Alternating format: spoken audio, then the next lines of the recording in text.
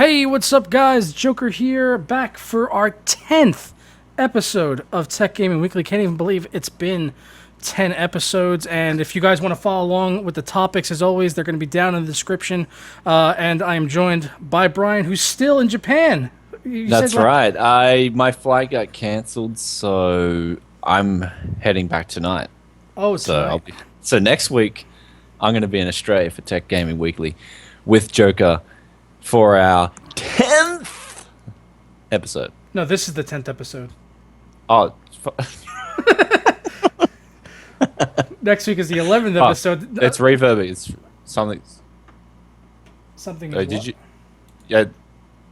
Wait. It's reverbing. Something's crazy's going on. I don't know what's reverbing. I'm not hearing anything. Dude, it's reverbing like crazy. Oh, wait, hold on. No, wait, that's me. See, that's me. That's my bad. I've got the freaking live stream pulled up. My bad. You've got the live stream up playing. Yeah, I would hear it. I would hear it on my end, so they can't hear it. This is just you. We just had to stop for you. All right, see, I'm a noob. That's what it is. Professional noob. On other news, on personal news, I finished Metro last night. See, I'm playing other games now, so don't worry. I took your advice. Yeah, finally getting in some games. Yeah, so I've been playing Dota 2 though. I'm up to 4.5k MMR. It's the road to 5k, man. Once you get to 5k, you can be like, I'm the shiznit. Are you going to win the international next year? Is that the plan? Oh yeah, and so do we pull up that news? No, I think I lost it. Okay. 6.6 million, man. That team won. Evil Geniuses. That's huge, hey. Like, I think one of the guys on the team's 16 years old, and he's a millionaire, I think, now. Yeah. I saw the one. You're the really young guy, right? Yeah. Yeah, that goes to show, right? Pro gaming, man. That's a legit career path nowadays. Because you got to think about all the sponsorships and stuff he's going to get now. Like, that kid's set for life. Yeah, it's becoming a thing. I mean, it's been a thing for a while. It's just getting bigger and bigger now. I mean, I'm kind of waiting for like the bubble to sort of burst on that, kind of like how we had like the poker craze some years ago. I'm afraid that's going to happen with like professional gaming, and it's just going to like get really popular, like too popular for its own good, and then it's just going to be like over.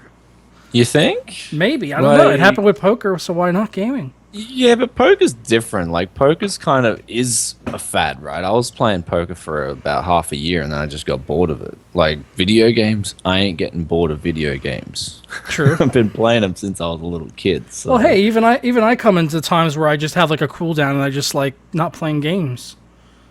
You know, I had like a 2-year stretch where I just didn't play games at all after my PS2 had broken. I was just like, didn't pick up anything for a while, and then I got like a 360 because Call of Duty 4 was like around and everyone was playing that. But I'd stopped playing games for like 2 years, so yeah, comes and goes for me. I haven't played a lot of games this whole year really. I mean, I've been playing games basically to like review them, but when it comes to like sitting down to actually play games, just not really that much apart from like now like Rocket League to play with friends and Insurgency. That's a lot of fun. We got to get you on that, man. Insurgency is good.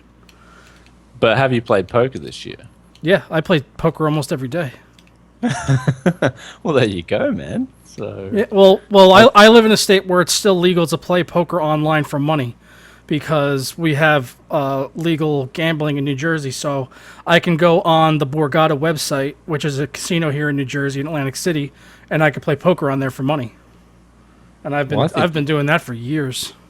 Well, I think your stance could be legit. Forthcoming, you know, could be. That's crazy. Yeah, I just thought, no, video gaming ain't going anywhere. Like, it's a huge industry that's just been growing out of control, and the only way to cap it is pretty much if we have a complete change of lifestyle, which I don't think is going away any time soon, especially with 4K monitors, 1440p like curved displays coming out, VR headsets. Like, I don't think gaming's going anywhere, you know. Yeah. If anything, it's just going to keep on growing like a snowball until I was curious, like, so what happened with your flight? They just called you out of the blue and was like, hey, we're canceling it.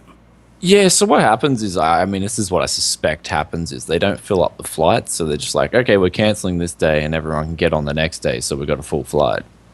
And Yeah.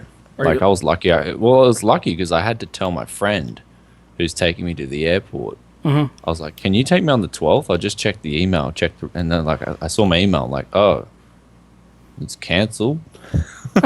So it's like, you'd think they'd have the courtesy to call you up and say, "Your flight's cancelled. Can we reschedule you for the next day, same time, everything?" That would have been okay. Are they going to at No, least just bump you said, up to first class now?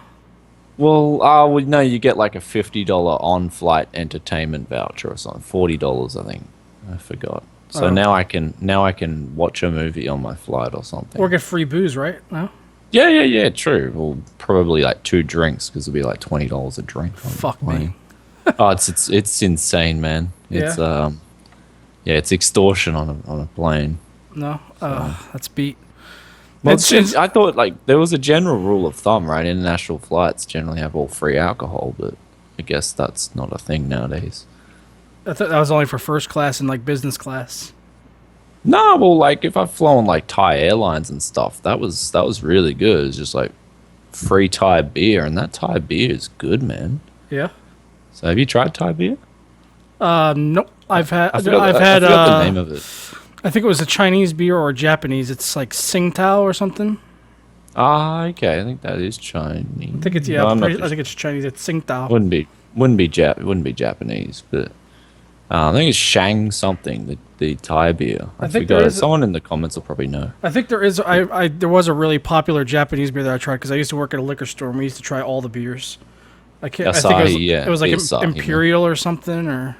Okay, it'd be probably Asahi. That's probably the most renowned Japanese beer. Doesn't sound familiar. Oh, really? Okay, well, yeah. So, what else? Personal news. So, I played Metro last night. I've scheduled a few uploads for when I go because I'm going back to Oz for holidays, which is great news. Going to clear my head. Yeah. And Are you have go- some fun. I gotta go. When you're live next week, are you going to be like in the outback with a kangaroo That's it. Like I'm gonna be holding a koala in like or a in my hands. wallaby? Yeah. So I'm gonna be like there'll be a kangaroo in the background. I'll have a koala in my hands, and we'll be, yeah, mate. And I have a barbecue going.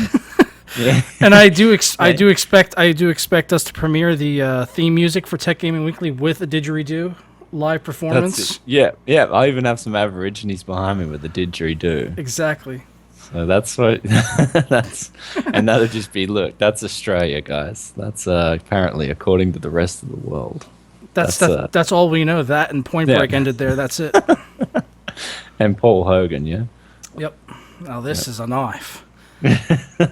That's not a knife, mate. This is a knife. Such a good movie.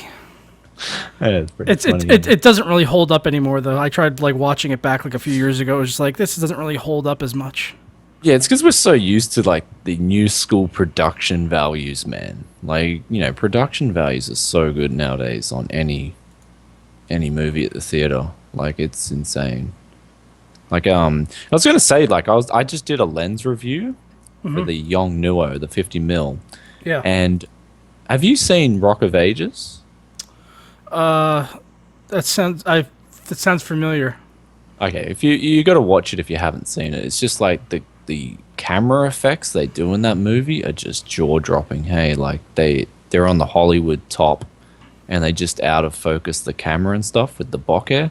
Yeah. And my jaw just drops, man. And like the whole movie's so good though because they do all the old school songs as well. Yeah. They remake them really well. Cool. Yeah, and plus Tom Cruise kicks ass in that movie as well.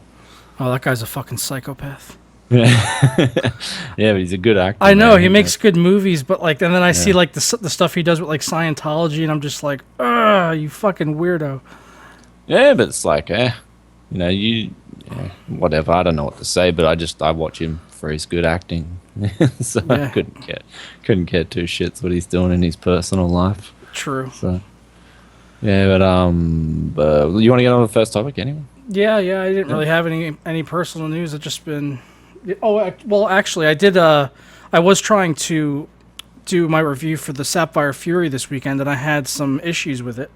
It just would not work in my system. It was showing up as an APU actually. in my system. And I tried installing the drivers like 10 times, and I ran DDU and driver sweeper multiple times in safe mode, to get rid of all the NVIDIA stuff and try installing the driver, and it was just like it just wasn't taking. And then like the Raptor software or the Gaming Evolved software or whatever was like saying your graphics card is not eligible for updates, and it would show as an APU basically, which doesn't make any sense because I know the card was working. Because 5820K, so no integrated graphics there. So the graphics card had to be working. It was, it wasn't a faulty card. I spoke with Ed, at length about it, and we came up with a few ideas to try, and I tried them all, basically turning off my overclock, trying a different PCI slot. None of that stuff worked. So the only thing it could possibly be is maybe an incompatibility issue with Asus motherboards, because he was telling me they had run into an issue with ASRock at a LAN event where it just would not work in this one ASRock board, but they tried it in like a bunch of other systems and it worked fine.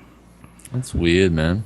It is weird. So now I'm basically... My guess is it could be a pin as well. Like if one of the pins isn't connecting properly, you can sometimes do that stuff. But then I wouldn't have had any display then at all, because I have no integrated graphics, so it had to be on.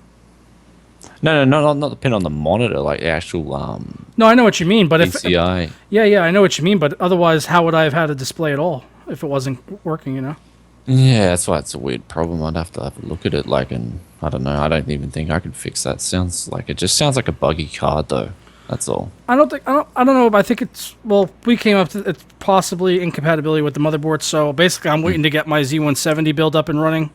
Because I've got everything for that now. Besides the CPU, I've got everything. I've got the motherboard here, graphics card. Everything is just sitting here waiting. They just need to drop the 6700K already in the damn US. I've already seen the 6600K, the i5 around. I was even tempted to just get that so I can get this damn build going because I got so much stuff to test. That's probably what I would do. Yeah, I'd probably just get the 6600K if there's a massive delay, because everyone wants to get the 6700. I'm really tempted to just order the 6600K and then just get these reviews done that I have to do, and then hopefully the 6700K will be out within a month, and I can just return this and get the other one. Then I can review the i5 and the i7. Why not? Yeah, just review the i5, do a heap of overclocking tutorials on it, and send it back. Hey, thanks guys. What's why Amazon 30-day tech review return policy. Well, I don't think Amazon has it. Newegg has it, and Tiger Direct has it. So. Well, do Newegg have a service like Amazon where you can just return it, questions asked for 30 days? Yeah, you could return it within 30 days. They're a little bit more of a hassle than Amazon. Amazon is like fucking instant, man. I could call them and be like, "Hey, I'm not happy with this processor. I want this one instead," and they'll just cross ship me the new one. Oh yeah, they'll just cross ship the new one. Well, in Japan on Amazon, you can just send it back if you don't like the product. So, for me, it's like, I don't like this product anymore. Take it back for 30 days. Yeah, I don't know. Maybe Amazon does have the 6600K. If they do, I will honestly order that. If it's retail at $250 and they actually have it, I saw it's temporarily out of stock. They have it listed as. Tiger Direct has it. Newegg has it. I've been just stalking all these websites for this. Yeah, well, damn I think that's processor. the best bet. I mean, especially since if you put that Fury in the new system and it doesn't work, then you know it's the card. Yeah. So that's it. Anyway. Also it would make for an interesting video, i5 versus i7 for gaming. Do you really need an i7? There you go. That's another video I can get out of that. Yeah, exactly. That horse has already been beaten though to death. I think, it's actually funny because the games, as they're adding more threads, they will start to take advantage of it. That's it goes without saying. Yeah. But I think even now, it was funny because I was using my computer. This is the scary thing. I used it for a day as a dual core. After I finished benchmarking for the 980 Ti review, I finished using my 5820K. I actually left it on as a dual core, no hyper-threading. I was playing games absolutely fine. I didn't even notice anything up until I hit the render button. Wow. I'm like, why is this taking so long? It's taking an hour and a half to render a video. I'm like, what? went to BIOS and I saw, oh, dual core still selected. Damn. So I put that back onto 6 cores, 12 threads. So, and then the videos are like 8 minutes to finish. It took me 35 minutes to render today's 6-minute video because I did it in 4K. Because I watched Linus did a video. It's over on Vessel now. It'll be up on YouTube in a couple days. But it was basically on whether 4K matters for YouTube and stuff like that. And they ran a lot of tests, comparing, stuff that was recorded in 4K and then rendering it in 4K, and then stuff that was recorded in 1080 and upscaled to 4K. And just with YouTube, you get such a higher bit rate when you upload in 4K. So even if you only record in 1080, if you render it out and upscale it to 4K, you get such a benefit. And I watched my video back today, and I was like, it was so noticeably sharper. So is that did the new system do that though? Because I think Jay's 2 cents was saying something about his videos looked like poorer on the new system. I don't know if they've downgraded 1080p, but I could definitely say that 4K looks better because they give you a higher bitrate when you upload it. See, that's pretty yuck, I don't agree with that. Like, your 1080p bitrate should be the same, right? I don't have any proof to back this up, but I also have a sneaking suspicion that the same thing holds true for 60 FPS uploads. Because I've done, my 60 FPS videos, when I record them, I have to record them in 720p because my camera doesn't do 1080 60 FPS. So I have to record it in 720 60 FPS and then upscale to 1080. And some of those videos look better than my native 1080 uploads. See, I think you're onto something. Yeah. See, well, Linus was onto something. I like it when he does videos like that. That's really cool. Yeah, it's a good video. It'll be up on YouTube probably in a couple days. They have the typical 7-day exclusive over on Vessel. But okay. But yeah, that's all I wanted to say on that. So you want to roll into the topics here? Yeah. Well, Google is now Alphabet. Yes. Weird decision here, right? Yeah. Well, it just sounds. I mean, you read the news. It's like they want to branch into healthcare, and it's pretty. I think it's just a way to spin off more tax and not have to pay as much taxes. That's just what it sounds like for me. Yeah, yeah. So, well, they're saying it's also going to be doing something with healthcare as well. They want to get involved in healthcare in some way. But I mean, the Google brand name is already so huge. They can just call it Google Healthcare. That's all they could. That's all they need to call it. I don't know if I would trust Google Healthcare. They'd probably be selling my medical records to Amazon and Facebook and the highest bidder, basically. Okay, well, Alphabet, I mean, it's not a bad name, right? I guess, all in all, it's actually, they're keeping it simple like Google, but I guess it's a smart idea. It's just... Yeah, basically, it's basically the new name for the parent company, so then that's basically the umbrella, and then there's, different branches underneath that. There's going to be Google Maps, all different sections, basically. Yeah. It's going to be under the umbrella of Alphabet. Yeah, well, that's an Umbrella Corp. That's it. So this is the new Umbrella Corp, people. Yep, exactly. So when zombies start running rampant on the streets. Hey, Resident Evil does not have zombies. Those are infected. Get it right. Okay, well, yeah. The infected. When the infected start running rampant on the streets, don't blame Umbrella Corp. Blame Alphabet Corp. Exactly. It's all Alphabet's fault. That's it. I want to see their logo, though. I want to see if they're going to stick to the same logo. Yeah, I mean, they announce a company and there's no logo. That's it's kind of... Where's the logo at? Yeah. I don't know. I have not seen it. But it is a smart decision. Ultimately, Google, when it comes to business, Google know what they're doing. So anything Google does, except for Google Plus... Yeah, except for Google Plus. is pretty good. I trust that they've thought about this a long way. I think, Google Plus was kind of like a retaliation to MySpace and Facebook and all that. Oh, we've got to do something. Yep. They could have... Well, they're doing great now with YouTube, in my opinion. I mean, the changes I've seen recently with, the new player, starting to get rid of the Google Plus integration and just, also just uploading stuff. I noticed it'll process so much quicker now and upload faster. Oh, dude, it's insane. Everything is fast quicker. It is. Yeah, it's quick. You upload a video now, it's bang, finished. Yeah, and Frank was telling us last week about the 301 plus counter going away, and I noticed that the very next day, as soon as something went up, it was or actually even our live stream, usually it gets uploaded and then it has to start from 0 for views. But as soon as the show was over, it was uploaded instantly and it already had 800 views. I was like, whoa. I was like, that's new. See, that's a good thing. Yeah, like it's definitely a good thing because otherwise you lose all those live views and everything. They all just go away. Just like the comments. Like the comments will show like on the video manager, it'll show like, oh, this video has 1,100 comments. And clearly it doesn't. That was the chat. Yeah. Yeah, that was the chat stream. So with Google, I mean, they're now, yeah, I mean, I trust this is a good thing. So I'd love to personally see Google go up against eBay. I'd love to see that, like Gbay or whatever. Yeah. And they bring in better rates. Yep. Like I've never understood why Google hasn't done that besides apparently them getting payoffs from eBay to not do that. So I don't know if that makes any sense. So. I don't know. All I'm taking away from this is that Umbrella Corps is taking over. That's my big takeaway. So you guys heard it from us first. Umbrella Corps. I mean, if you need any more confirmation, they're remaking Resident Evil 2 soon, so I mean, that's a thing. So that's just it's all we could see all through this. They're becoming very transparent to us now. I wonder if they'll put a reference into that in one of the games, Alphabet. That'd be good. That would be yeah, I wouldn't see that one coming if that did happen. That'd be cool. That'd be funny. But it's just funny because you play I'm playing some of these retro games and I'm looking in the background and it's funny because we're playing, I think it was Final Fight. I'm playing that game, and in the background there's Chun-Li from Street Fighter. It's like all these little cool things you don't notice until, because you're a kid, you're just so oblivious. Like when I was a kid and I was playing them, I'm just like, wee, go through the level.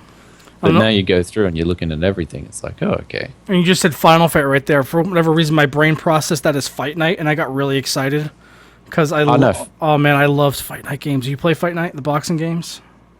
No. Oh man, so they haven't had one in like a while. The last one was Fight Night Champion, which was not great, but they were always on console. I want there to be a new Fight Night game, and I want it to be on PC. I want a wrestling game. Like I played all the wrestling games growing up, especially like WCW versus NWO. That was so good on the Nintendo 64. Well, they started coming out with wrestling games last year on the PC. They didn't have a great port, but at least they're trying. Yeah. Well, the Royal Rumble, I want to play that again. That was so good on the Super Nintendo. Oh yeah, the button mashing was real in that game. It was just like it was like you just come out, you clench up with your friend, and then you're just like A B, just like mashing it. You're just like who can mash A B faster than the other guy? Well, then you do the choke and the strangle until they're spinning. If they're spinning, you can just grab them and chuck them out the ring really easy. Yep. So and then you got the noise. How good are the sound effects? Ta ta ta ta ta ta. Hey man, those games were great back then. It was just so basic. And just looking back at it, it's awful. But at the time, it was like your imagination could just run away with it. You know, just like. Yeah. Well, I made a video about retro hunting in Japan, so I'll be releasing that in like the next week or so. So. For the people like, oh man, so some people noticed I was playing some Mega Man 3 music on some of my videos lately. And yeah, so I'll be putting a retro video up soon on my channel. Nice. So stay tuned for that. Okay, and we've just been going at it with like segueing off everywhere. So you want to talk about the GTX 950? You want to take everyone's breath away with the news on the I'm sure our entire audience is just waiting with bated breath for the performance of the GTX 950. We need those epic benchmarks for that amazing graphics card. Yep. Well, this is the thing. I can't see any SLI. Is that an SLI bridge in front of the? Well, that's the bottom side of the card. Okay, yeah, can't see any. Is it SLI compatible? I mean, if it was SLI compatible and it was cheap enough, I doubt it because the 750 Ti is not. I don't think I don't think they start getting SLI compatible until the 60 series, like 768, 69, 60, whatever. Well, actually, it'd still be a waste of time, right? You get a 960. Yeah. I mean, one of these cards, would possibly be interesting for like, maybe PhysX for an enthusiast. If you really wanted a PhysX card or something. But let's go. So what the specs has got 768 CUDA cores, so one more cluster than the 750 Ti. So if you've already got the 750 Ti, which has been out for ages, it's been out for a long time now, there's no point in even worrying about this because unless kind of irrelevant. Unless you are like on the bottom end of the spectrum and you didn't upgrade for that, and then now this has come out and you're like, okay, well I guess I'll just get this then. It's just basically replacing that, probably at the very same price point. Yeah, but still €140. Like the final price could end up between 140, like even at the bottom price point, it's still expensive. Like €140 is a lot for this card. Yeah, and for that, I mean, for that price, it's just like, man, just save your money for another month and get something better. Just get a 960. Yeah. Just save your money for a few more weeks or get a 960. Like I'm sure 970 is still like 970 in the R9. Was it 390? They're still two of the sweet spot cards to get, like easy, hands down. If you're building a new PC, I would just go and strive to get one of those cards. Yeah, like do what you can. Yeah, 970 still for 1080 p can last you a good 3 to 5 years, no questions. Yeah, and just sacrifice what you can to get those cards, because, and even if you don't overclock them, you'll still be getting amazing frames out of them. Or even a 390, man. That 8 gigabytes of VRAM is enticing on that thing. That's actually, yeah, that's what I was gonna say. That's actually a pretty good deal, like, yeah, especially with this 8. If I was in that price bracket, you know, and I there's no way I could, you know, bump it up to get like a 980 or something like that. I would just get the 390 just to have the 8 gig of VRAM and just walk away. Just like, I'll just take that. Yeah, see, I want to do a test on both of them. Like, I want to play games on both those cards for a good month, and then tell people the lowdown, because, you know, a lot of benchmarks coming out. When I reviewed my R9 290, it was like I played it for like a good week, a solid week, and then I noticed frame rates were lower than when I first got it out of the box. Yeah. And that was crazy, because I'd never seen anything like that before, and I tried to diagnose what it was.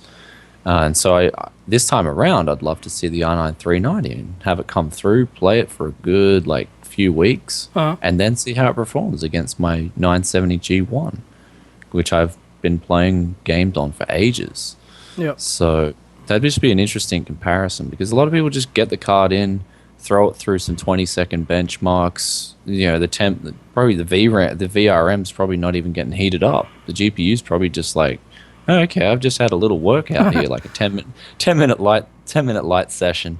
Oh, we could overclock it to 1500 megahertz. Well, I'm looking forward to doing that video, because I've already got the 970 sitting here, and when I get done with the Fury, then I'm very likely going to have a 390 here. So that's something I want to do, because Jay already did a video on it, but I want to match up and, you know, try it myself and get hands on with it, and like you said, try it in actual games and not just benchmarks, and see what the experience is like. And that's it. That's exactly what I'm talking about. Because I read reviews now. It's like, oh, we overclocked it for X amount. It's like, did you play games on those overclocks for like a good 5 hours at least? Yeah, because I can get overclocks up and, you know, run even like Valley or Heaven, which are almost always crash with a bad overclock, and still get through those.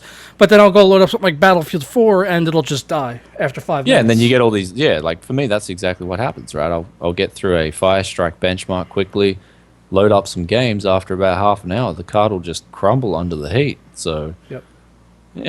So you've got to like, when you do overclocks, I reckon you have to give it a good couple of hours playing games at least, even before you start benchmarking. Just game on it, and then start benchmarking, because that's just more real world, way more real world. Absolutely. So. Well, the next topic we had here is something. It's actually, I find it to be more exciting than this 950 here. And usually, like mobile stuff, I don't really give it much, you know, never mind. But this 990M that they're talking about here has got some impressive performance. What they say, it's better than 980Ms and SLI, better than a desktop 980, was it? Well, yeah, better than a desktop 980. That's what they're touting this. And that is pretty insane performance. Like, I got to say, out of a laptop, like something that you can just pack up quickly, take with you. And, you know, I wonder when they're going to start sticking 1440p or 4K monitors on these things. Oh, they already have. Okay. So this coupled with a 4K monitor, I mean, I'd say the 1440p monitor would be a great sweet spot. Like, I mean, even like Microsoft Surface has a 1440p monitor, and that's just, you know, that's like a consumer grade product. It's not even enthusiast level. So, yeah. See, I've just been oblivious to laptops, so pardon me in advance, but this is like legitimately good performance out of a laptop. Yeah, I mean, if they could throw something like that, you know, on a laptop that I was maybe looking to pick up for like doing like editing on the go, like if I'm traveling around to like conventions or shows or something like that, and I needed to do editing on the road and it had like a 990M in there, then I could conceivably do some gaming on the road as well.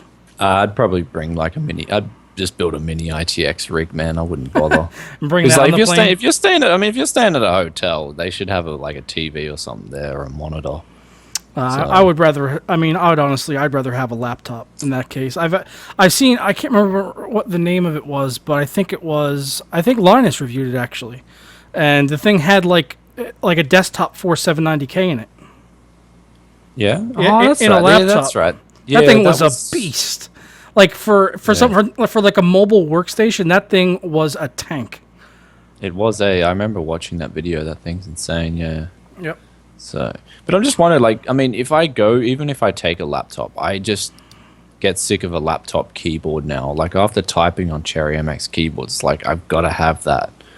I don't get bothered by that switching back and forth. Really? Could you edit videos on like a mouse pad? Oh no, I would bring a mouse. I would bring a mouse. I need the control of a mouse. Yeah, so for me it's like, okay, I'm just setting up shop anyway. Just bring a mini ITX rig keyboard and mouse. Booyah. Yeah, I would get, a sick laptop like this and then just go grab like a Logitech MX Master video editing mouse and just like boom, there you go. Well, they need to make like the Transformers laptop now. That's what they need to make. Yeah.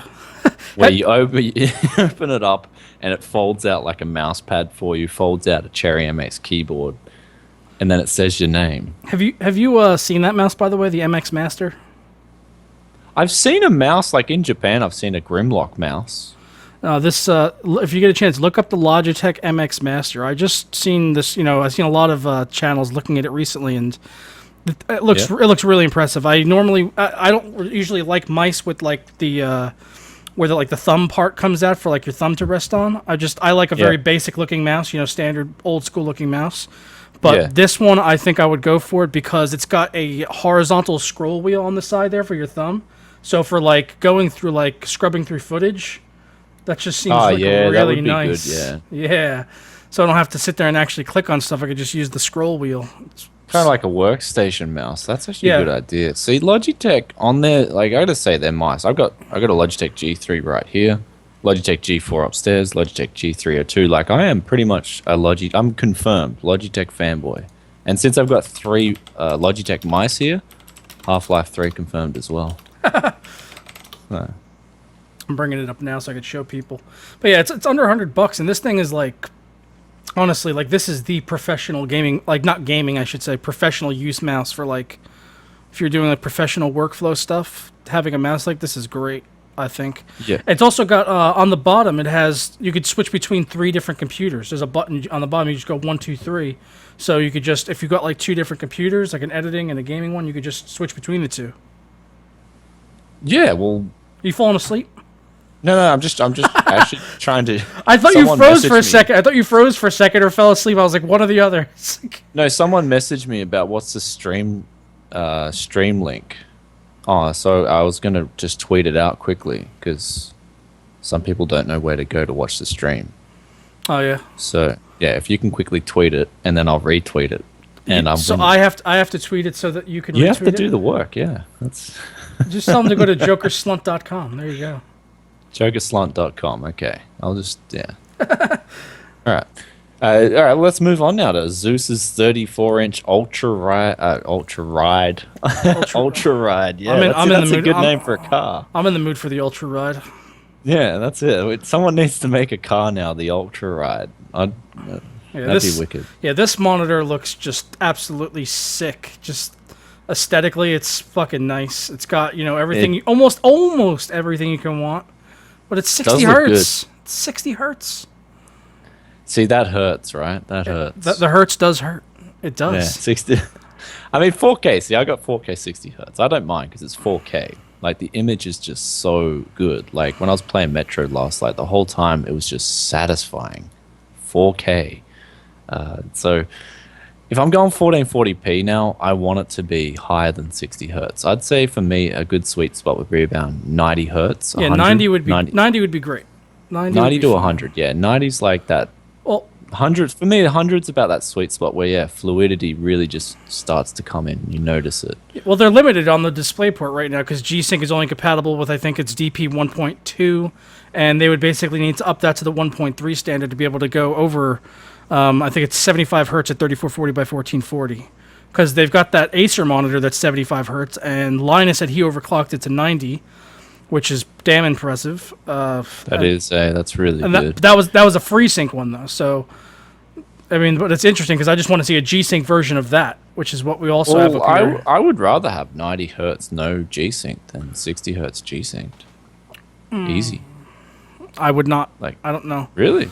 I wouldn't take either. If those were the two choices, I wouldn't take either. See, I just tune your PC, man. Like, you tune it properly, you'll have a smooth 90 FPS. I can't go away from G-Sync. It would have to be G-Sync, no questions asked. And I wouldn't compromise for 60 hertz either. All right. Someone needs to make the meme. Joker's new wife, G-Sync. Death do us part. My G-Sync is my bae. Yeah, it's my baby.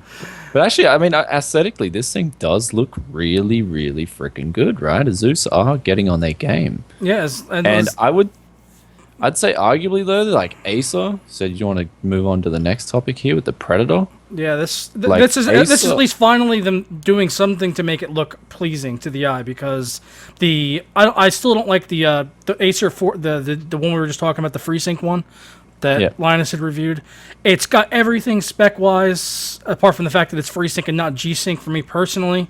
But it doesn't have the aesthetic. It's got the glossy back on it. It doesn't. The stand is not really gamerish. This is very, this is on the ball right here. Well, I'm about to review this. I've actually finished up the review on this monitor, and it's like, what are you doing, Acer? Gloss and matte on the monitor game. They don't go hand in hand. You either go, like I said this in my review, you go either or. You don't mix gloss with matte.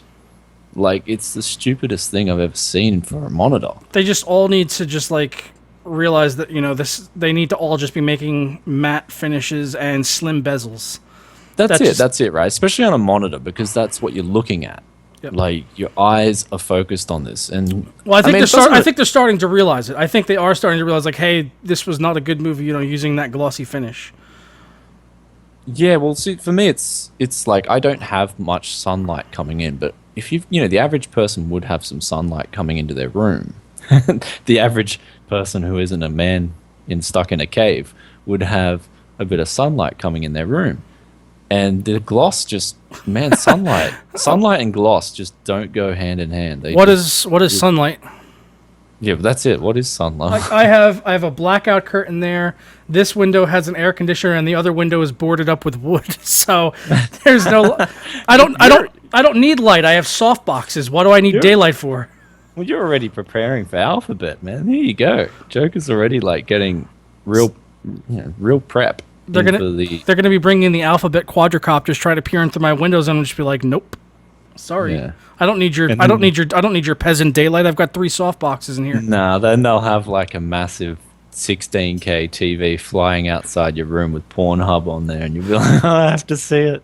I have to watch this. We better get to talking about porn soon, otherwise people are going to claim clickbait. I mean, we already had a few people in the chat saying clickbait. Yeah. Well, I gotta say, with Acer, they're just nailing it in terms of the specs, though. Absolutely. The pricing and the specs. Like, when you buy an Acer monitor now, you're just getting monitor for your money. That's what you're getting. Yeah, it's usually Asus is ahead of them, and then the Acer is playing catch up. But now it's gone the other way around. It's flip flopped. Yeah, Acer's now ahead on the specs. Asus is ahead on aesthetics. But now it looks like, at least with this monitor anyway, Acer's finally stepping up their game aesthetically. So I mean, they basically got everything you could want. If this, just comparing this with that Asus, if this is 75 hertz, this wins. No questions asked. Yeah, it wins. Asked. Except that Predator freaking tramp stamp in the middle there, that's got to go. Yeah, I think I would probably take a sticker and put the word sexual right above it, and just this is my sexual Predator monitor. I just spray paint over it or something. Yeah, that thing, I don't like that. And I'm willing to bet that has an LED light as well. Oh, tell me this. That Acer monitor that you have, is there a blue power light on the bottom right that's really abrasively bright? Yeah, there it is. I see it. It's it's not bad. I don't it's not on the bottom of the display on mine. It's in the front. Okay, so for me, it's out of my viewing angle. If the LED is directly hitting your eye, then it's so annoying. Yeah, I know this from experience. At night mine is like that. I have a little piece of paper that I colored up with a black marker that I put like in that slot there above the power button sometimes, and it just hangs over it, just to keep that light out of mine because it's so annoying. Well, you do know the solution for that, don't you? What's that? Duct tape. Duct tape. Oh yeah, I didn't want to put duct tape on my monitor. That's why I made the little makeshift piece of paper to cover it up. Oh, yeah. Well, duct tape solves all your problems. Like it's the ultimate go-to. I need to get the 3M carbon fiber sticky tape and just put it around this entire monitor, and just completely redo the whole bezel in carbon fiber and just be see, someone needs to release the duct tape edition, and it's just like the paint job looks like duct tape. Yeah. I'd buy one. Okay, now this time your video has actually locked up. Okay. It has. Okay. It's the Logicool, isn't it? It's the Logicool, man. That's what happens. The Logicool locks up. I don't even know. You have to tell me when the video locks up like that. And we can't not use Logicool because that's our official sponsor. Well, that's it. You gotta. And yeah, sorry, I've got to apologize in advance for using Beats. Oh yeah, I forgot to give you shit at the start, man. This guy's wearing. Yeah. Look at this guy wearing his Beats headphones. Look at this guy. Look at him. Go on. Give us a profile shot. Okay, give us a profile shot. Let's see this. Oh, look at the big B. Look at it. B for it's not B for Beats. It's B for Brian. That's it. Get that marketing up. And I'll do like a drinking a coffee. Like you got to show the B off. Like and then your neck's in this awkward angle. $300 for a $40 pair of headphones because you paid for you've paid for all of their marketing costs. Do you think LeBron just wears Beats because they're good? Like, no, he wears them because Dr. Dre pays him to wear them. Here's the kicker: they're not mine. That's the kicker. So then, who should we be making fun of then? My brother. Okay, good. No, but anyway, he went to the States, man. You see, like at the time, the Australian dollar was like $1.10. Like one Australian dollar bought you $1.10 US. It was ridiculous. So he just went there with a bit of money, and everything was magically so much cheaper than it was in Australia. So I don't critique him that much for buying Beats. There's so many other options he could have saved money on by buying them in America. I know, but he's got to pay like Dre tax, You got to pay that. Well, you've got to pay homage to Dr. Dre, man. It's Apple tax now. Oh yeah, true. But at the time it was. This is the Dr. Dre version, so. Yep. Beats by Brian. But no. Well, anyway, the whole reason I'm using people are like, we need an explanation. Just because they're my brothers, that doesn't make it an excuse. No, I had to return. You're guilty by relation. You're guilty by relation. Yeah, that's it. I'm guilty. Yeah, association. But I had to return the mic to work, and so I have to use my V-Motor Boom Pro, and I can't use my L1s because they leak. So these isolate, and they actually isolate pretty well. So that's a good thing about them. That's one good thing is they actually don't leak noise. So I can use them comfortably for you guys. Let's have a look. Let's do that marketing again. Oh yeah, look at that. It's brought to you. I'll do the. This episode of Tech Gaming Weekly is brought to you by Beats by Dre and Apple. And the neck pop. Get out of my stream. I'm about to hang up on you. Get this guy out of the stream. I'm more than happy just rocking my $40 California headphones. Oh yeah, even though they went out of business. It's okay. Yeah, those things look really good. Like that's what I'm gonna say. They look one of the best pair of headphones I've seen. Yeah, last Christmas this company was like getting ready to go out of business, and I saw this coming. Because they had these headphones on sale for $35 right around Christmas, and I bought 4 pairs of them. And a month later, their website was shut down, and the price of these had gone up to like $150 on there. And I was just like, I'm glad I bought them while I did, because if these things break, I've just got backup pairs like for life. Well, see, at that price, even if there wasn't a speaker in there, it'd still be worth the money. just for the build quality, these things are steel and leather, man. They're fucking nice. Yeah. That's it, eh? That's what I was going to say. They look really nice, and even $35, you probably just whack your own speaker in there, customize them. Don't even need it, man. It's got 50mm premium drivers, man. They're good. These things they sound great. They went out of business because of the high cost of production because they were using steel and actual leather, and people didn't want to spend $300 on headphones, I guess. That's it. Yeah, I mean, like you got to look at it. The ultimate. I mean. They're heavy. Are they heavy? Yeah, I guess most people would say that they are heavy, but I'm I've become so accustomed to them that they feel normal to me now, and all other headphones feel light in comparison. So a disc in your neck's like just bulging out. It's like I'm used to it. It's like when I'm listening to music, I usually wear the Fostex, and those feel like a Fisher-Price toy compared to these, even though those are very well constructed and have steel in them as well. Those are actually fairly heavy headphones too, because they got the there's like copper bars going through the entire headpiece, just like these have. So yeah. And even those feel light in comparison to this. Well, that's it. So, all right. Well, do you want to? We'll move on to the 4K Ultra Blu-rays. Will land on store shelves by Christmas. So this is a good reason to finally buy a 4K TV. Is that? It's a great reason to finally buy a 4K TV so that you could start torrenting movies in 4K and watching them natively. Well, that's it. Yeah. I can't wait. I can't wait for 4K Blu-ray so that I can torrent all of them. It's going to be amazing. Like seriously, like Interstellar, like when that came out and it was only a 1080p Blu-ray, I was like, oh, why can't this be 4K? It's like, come on. Well, that's it. I mean, 4K does look really good, and so if you got 4K content, then there's a reason to buy a 4K TV. So, and I've never thought about buying a 4K TV because it's just like 1080p is good enough. And it is, and it's just that it's good enough. Yeah, and so I don't know, but that's still the thing for me. Like I can watch everything in 1080p, and it's still really good. Like same.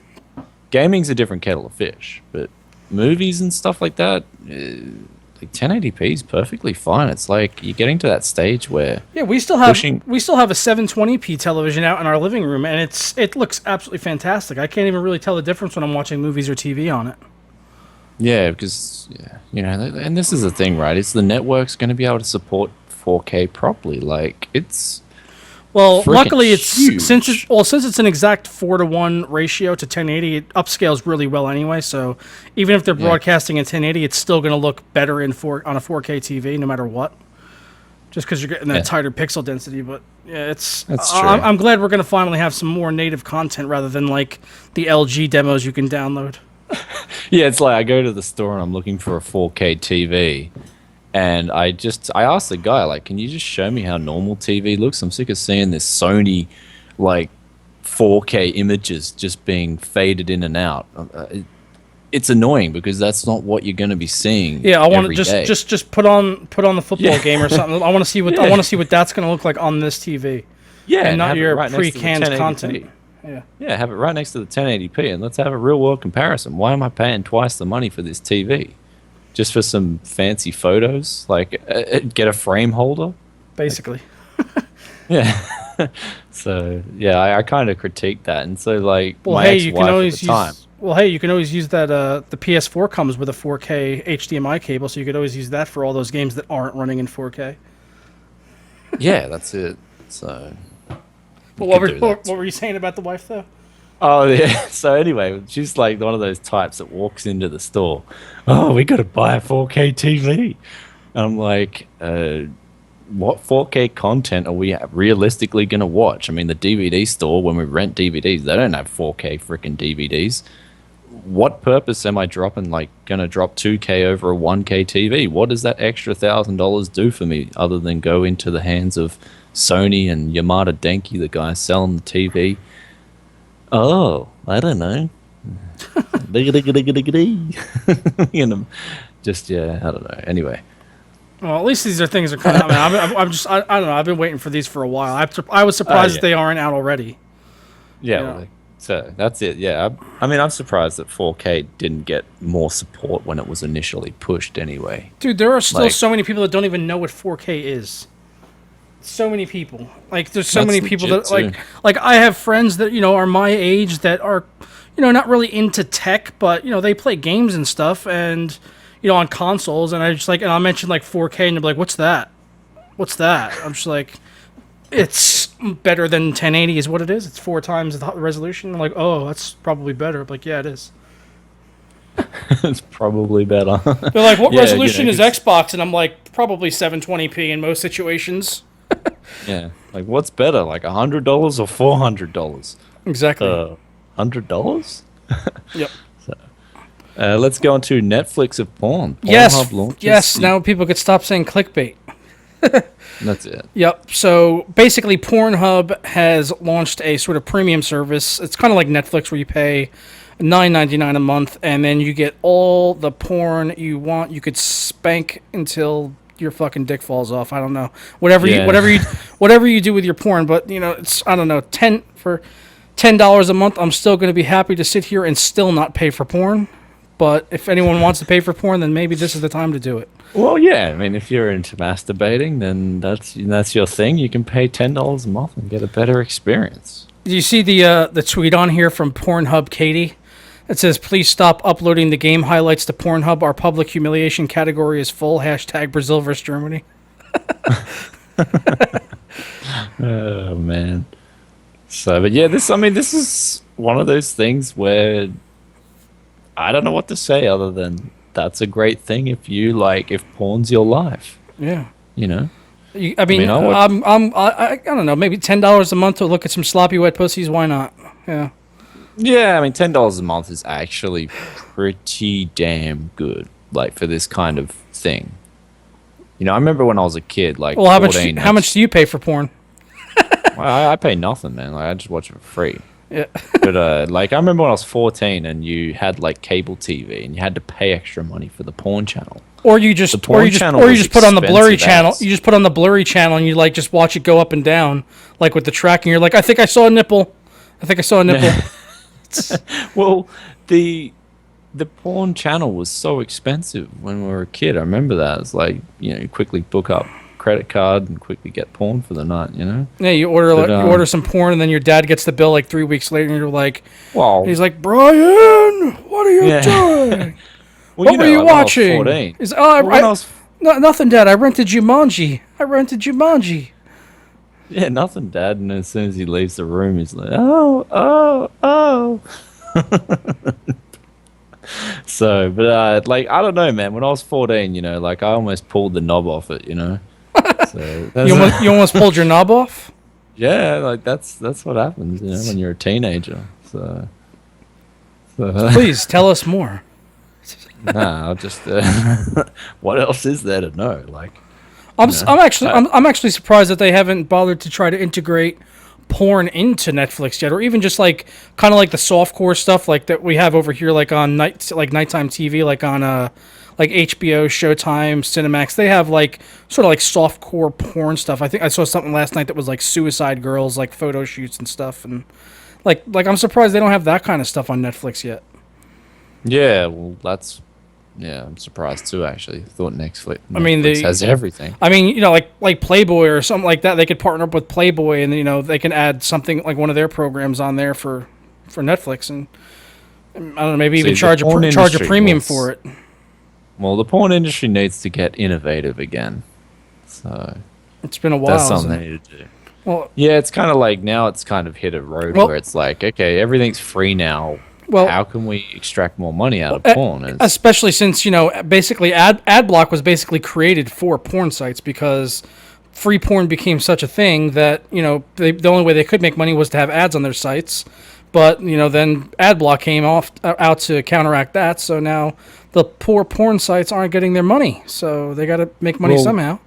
And see, this is the thing, right? The quality of porn's going to go down. You're just going to get some guy with a shaky camera, yeah, well, get into it. Well, some people are into that. And background noise. Besides, the best porn site on the internet, by the way, if anyone's curious, is eFukt. EFUKT. It's like blooper porn. It's absolutely hilarious. There is some hilarious shit on there, legitimately. I will watch that and just die laughing. You can't. I don't think anyone actually can go to eFukt and get a fucking load off watching it, but it's fucking hilarious. If you want a good laugh every once in a while, just go to eFukt.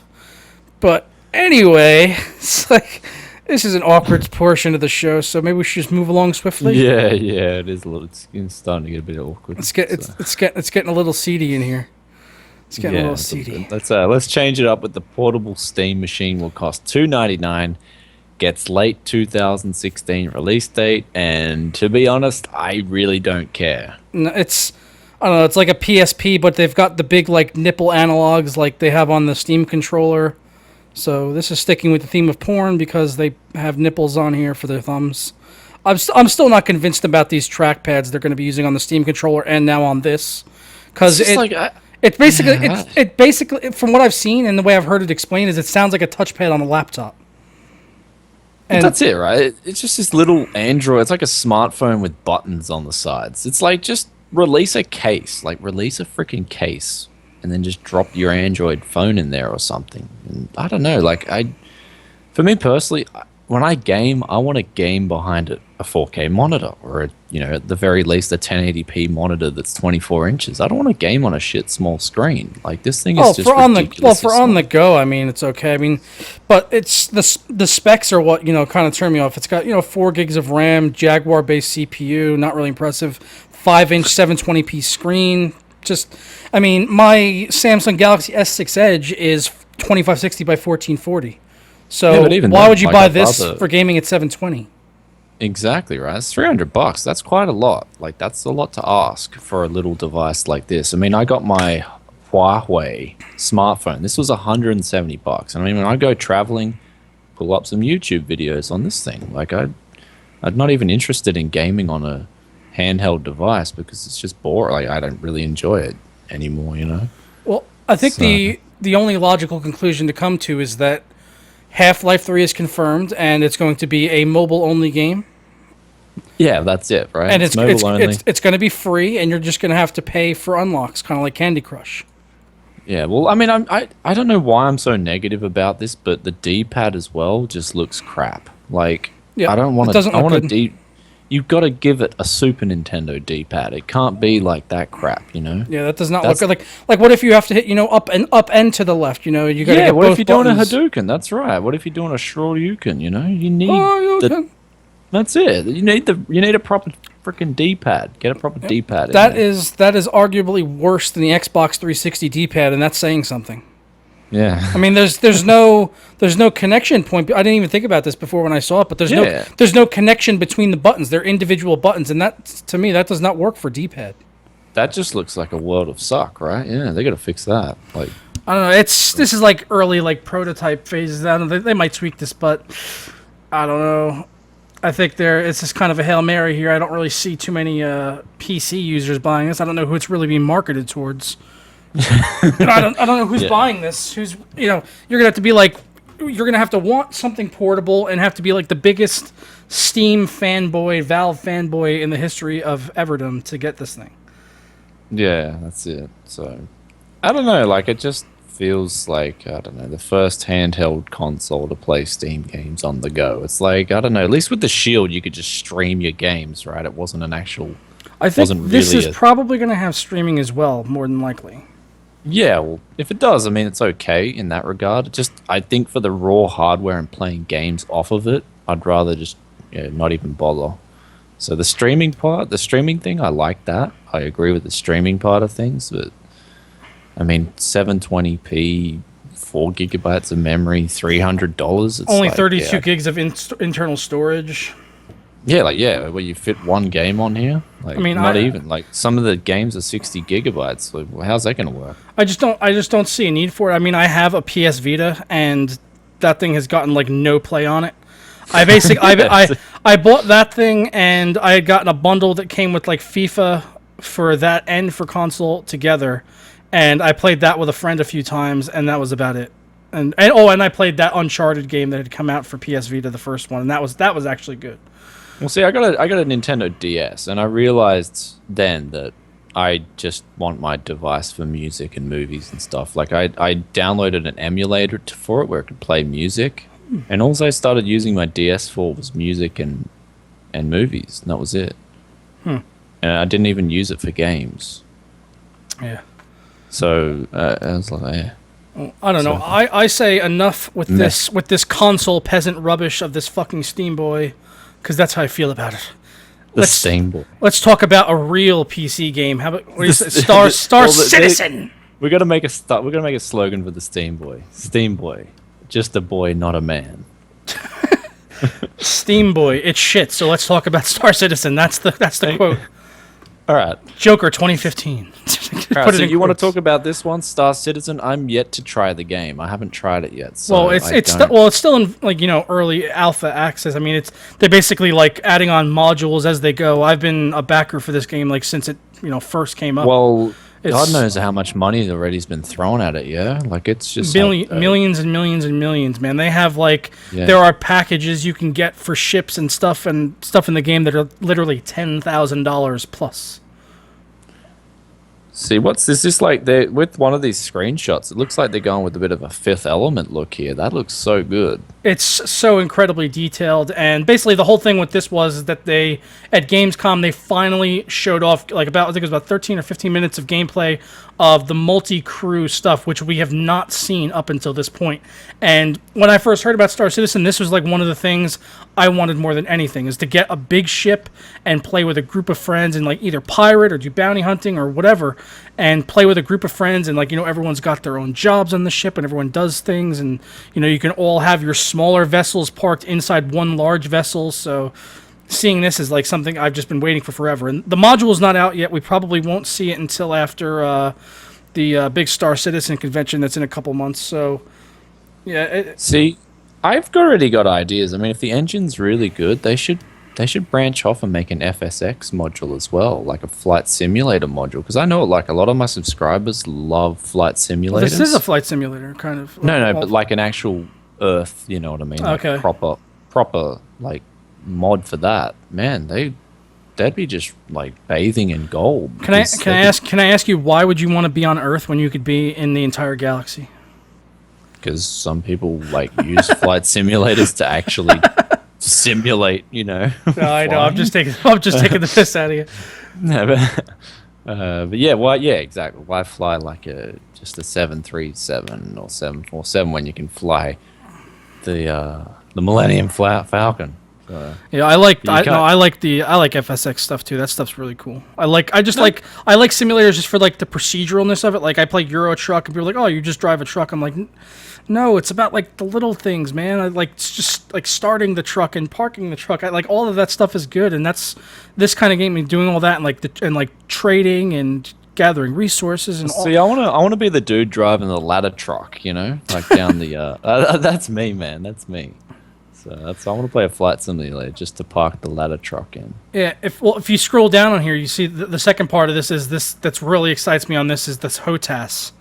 This I don't even want to guess at how much this thing is going to cost. I'm guessing at least $500 based on the Warthog, which I think is $400.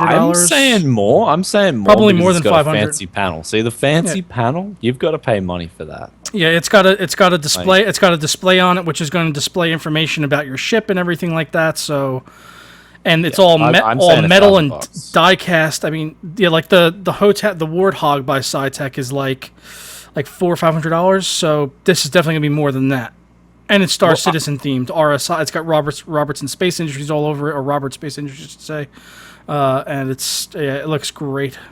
I need this thing. $1,000. Think so? Yeah. That's what I'm guessing. I want it. I need it in my life. You need it in your life. Well, that's fair enough. I need this more than sex. Really? No. Maybe. I don't know. Oh, there you go. I don't know. There's a lot of gadgets on there. There might be on the back side of that. For all we know, there's a Vagiport. You never know. Oh man! All right. We're moving on top. Included Vagiport with Pornhub connectivity. What are they going to call it? The Vaginator 2015 edition.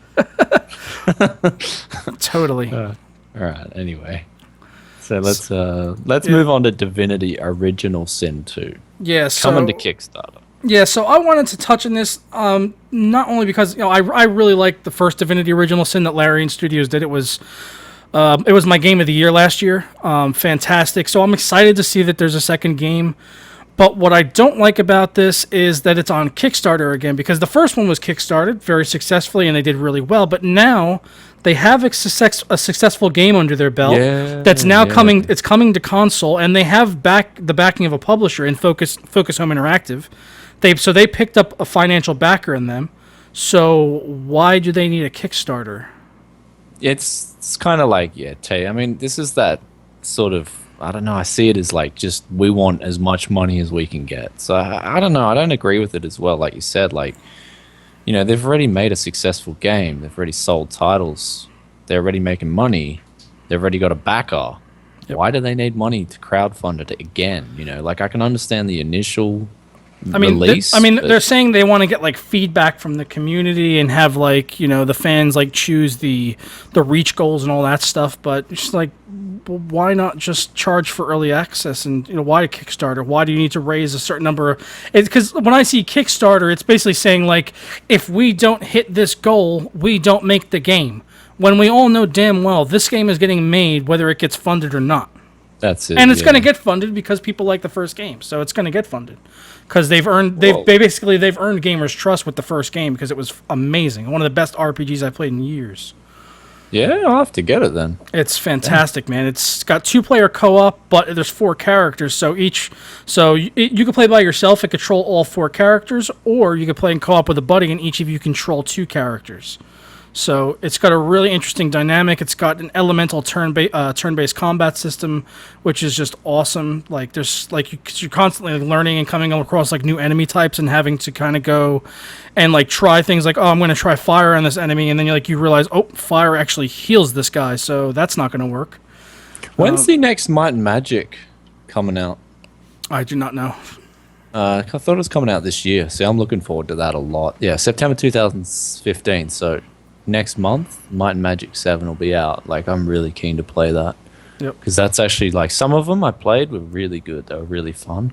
Mm-hmm. So when you started talking about turn-based, I was like, yeah, Heroes of Might and Magic. So I really enjoyed it. Yeah, I usually don't like turn-based stuff, but Divinity Original Sin definitely got me interested because it was like, I don't know, it's like a chess match. It's so good in this game. Yeah, well, some of them are, man. I've grown up playing a few. Some of them are, like, way too drawn out. And they take a long time, but some of them get it right. Like, technically Final Fantasy is a turn-based game, right? Yep. So that's like, I enjoy that kind of fast-paced turn-based combat. So if it hits that mark, then yeah, I can enjoy it 100%. Yeah. Well, I don't know. I'm looking forward to seeing this game. I got to question why they did this Kickstarter, so that's just something I'm not a big fan of. Yeah, me too. I completely agree with you. It's like, okay, you guys are... If you're doing it tough, if you tried making the game and then you couldn't make it with enough funding, I would be okay with it. But like, just, okay, we're making the game, guys. Like, how much money can we get from all you guys? Because, we just got to get money. That's kind of how I see it. So. Well, I hope that, if they are doing Kickstarter, that means they're maybe not going to be, pushed in any direction by like Focused Home Interactive, to try to maybe make this more of a console game, because they are coming out with like an enhanced edition of Divinity Original Sin for consoles. But I hope that they remember their roots and stick to the PC as the primary platform here on the sequel, and don't try to fall into the pitfalls of trying to please every platform and sort of abandoning their original base, which is the PC. Yeah, don't do a Call of Duty, basically. Yeah, that's another one of my fears. So. Yeah, the next Call of Duty in the making. Pretty much. So next up, we've got a ground-up API redesign, OpenGL into Vulkan. Yeah, so I was watching. I can't show the video on here. Obviously, we'll get a strike or something. But yeah. I was watching the video the other day on Twitch actually, and it's pretty impressive. The Vulkan is definitely getting way more FPS, and it's like getting like tenfold like more frames than OpenGL, and like using like tenfold less CPU power to achieve the same thing. So it was a lot, but it also leaves me wondering, like, why is this even going to be a thing with DX12? Who's going to actually develop on it? Who's going to develop on it? Well, some of my games in the past have had the option to run on OpenGL, and I've still selected DirectX because I just thought DirectX looked better.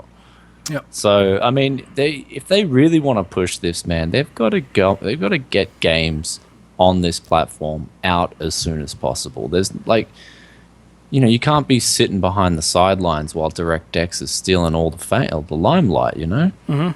It's like, So, I mean, it just seems like it's another OpenGL versus DirectX in the making. This is Mantle 2.0.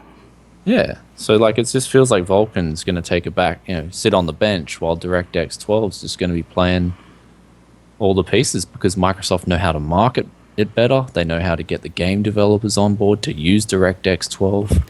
And so that's something that Vulkan has to think about, the company making... What's the company's name again? I forgot.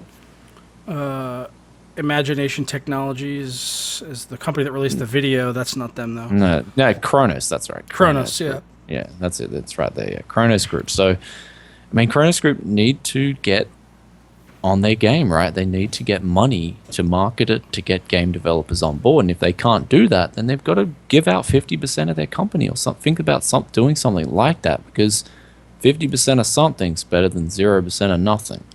So I want to see them succeed. It's just if in this world you have to bring the fight.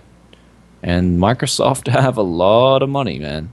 They ain't going anywhere. DirectX 12 will get pushed, and it'll be getting pushed hard. So, I mean, Vulkan has to be ready. And they've already got titles planned. I mean, DX12 is like going to be the native API for Unreal Engine 4, which is going to be fucking great. I mean, all these Windows 10 games are being developed, on DirectX 12. So that's it, right? See, Microsoft know how to put money into a certain thing, and so Vulkan has to do the same. They can have all these benefits. It can be using tenfold less CPU power and give the same result. But at the end of the day, if it's not, even if it's better than DirectX 12, it will still be like in the original day, Apple versus Microsoft, where Apple was supposedly better, but it fell behind because of marketing and because of investments, So I worry about Vulkan. I don't know. Maybe it's like niche will be. Maybe it'll be better on like Linux like type stuff. Maybe it'll be better over on that platform. That platform exactly. Yeah. No, I'm not using Linux anytime soon. Are you? Yep. Linux, no. I have no intention of using it. Yeah. So I mean, Linux. For all I care, Linux can be the best OS in the world. I just ain't using it. Yeah, I like the support. I like the idea of Linux. I like all the open source stuff, but I can't be bothered as someone that I need to get stuff done. And when I want to install a program, I don't want to have to write code. I just want to install a program and have it work, and that's why I use Windows. And plus, so much stuff that I do is tied to Windows, so you can't get away from it. I wish game support, man. I mean, game support as well. That's right. So, I don't know. I mean, Vulkan, if Vulkan wants to gain traction, then they need to get some backing. Well, they need to put a lot more money into their marketing and getting game developers on board where this game is kind of designed for Vulkan rather than having, because DirectX 12, they've already got games that are in the works to be released on DirectX 12, like a DX12 title. Yep. So, and, with that, Microsoft gets free marketing. Yep. Oh, DX12 title. DX12. What's DX12? Windows 10. Oh, okay. I don't have Windows 10. Buy Windows 10. Well, I'll get it for free. Yeah, apparently. What was that thing I was reading? Linus's tweet? Like, you can get a hacked version of 8.1 or something and upgrade it for free to Windows 10. That's insane. I read that. I was like, what? Like, what? I really want to try that just to see if that works. That'd be interesting. That would be crazy, yeah. Yeah. So you want to... Rejoice. Rejoice, pirates. You want to get into our last topic here? You can watch 7 minutes of Fallout 4 gameplay. On Pornhub. We're talking about porn again. That's it, man. So, yeah, I mean, the link to this story is down in the description below, and then there's a link on here. The thing that says it's right here if you want to watch, and that takes you right to Pornhub. So I clicked on it earlier, and it is a really awful quality off-screen footage of Fallout 4 at Gamescom. And then there are thumbnails around it of like blowjobs and tits and stuff like that. So maybe you definitely want to click on it just for that. But it's it's definitely NSFW if you click on that, just so you know. Yeah. So we won't be opening that link on the stream. Yeah, man. But if you just can't wait and you need to see some Fallout 4 footage, then there is 7 minutes of it on Pornhub, which was uploaded there because they're trying to basically evade, YouTube's content ID systems, because otherwise it'll get taken down. And like even the title is like a title that sounds like it's related to porn. Like it doesn't say Fallout 4 gameplay. So. Well, that's it. So I mean, I'm just gonna wait until there's some actual really good footage. So I'd rather enjoy it. Yep. So. Well, at least these guys that are uploading like leaked stuff is getting creative, Yeah, well, that's it. You got to, man. You got to get creative.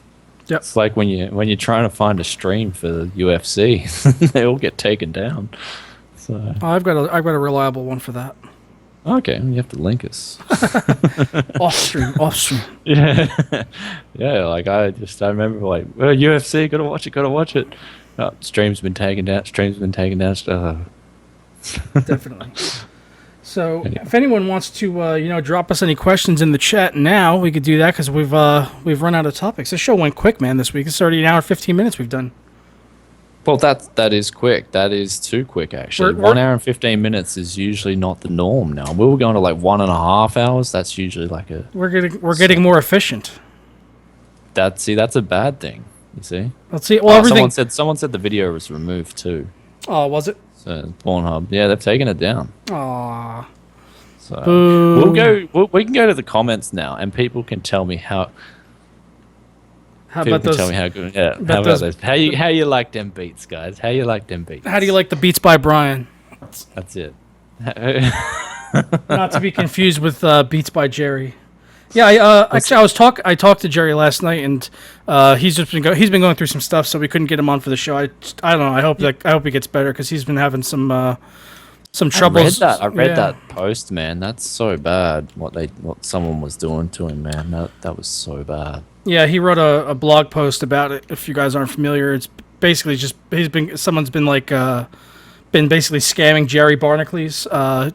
They've been like sending out like emails to companies like requesting hardware for him to review, and then the guy has been getting it and then selling it off on eBay, and there's just been this whole back and forth thing, and Jerry's been like working with the cops to basically bring this guy to justice. So that's like why he hasn't been like uploading videos like at all. So yeah, it's crazy that he's going through that. That's scary, man, for YouTubers. Like, people, if we get to that point, like where our names are out there and people want to like steal our IDs. It's disgusting, man. I was just reading the comments. Sorry, people like hating on my beats now. They're not my beats, actually. They're my brother's beats.